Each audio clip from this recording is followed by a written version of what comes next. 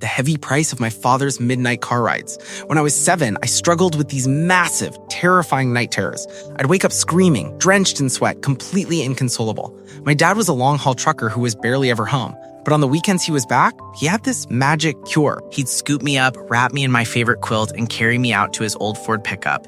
He'd drive me through the back roads of rural Pennsylvania for hours under the stars. The hum of the engine and the vibration of the seat always lulled me into the deepest, most peaceful sleep I'd ever known. I remember looking at his profile and the green glow of the dashboard lights and thinking he was a literal superhero. I felt like the most important kid in the world because he was giving up his only nights of rest just to drive me around until I felt safe again. I carried that memory like a badge of honor for 20 years.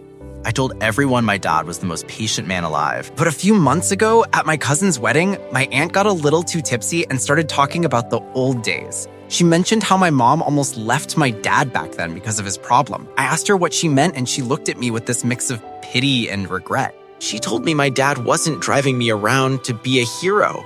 He was a functioning alcoholic who couldn't stand being stuck in the house with a screaming kid while he was trying to drink in peace. He'd put me in the truck because the motion guaranteed I'd pass out quickly. And once I was asleep, he'd drive from gas station to gas station, buying cans of beer and drinking them behind the wheel where my mom couldn't see. Those magical nights weren't about my safety at all.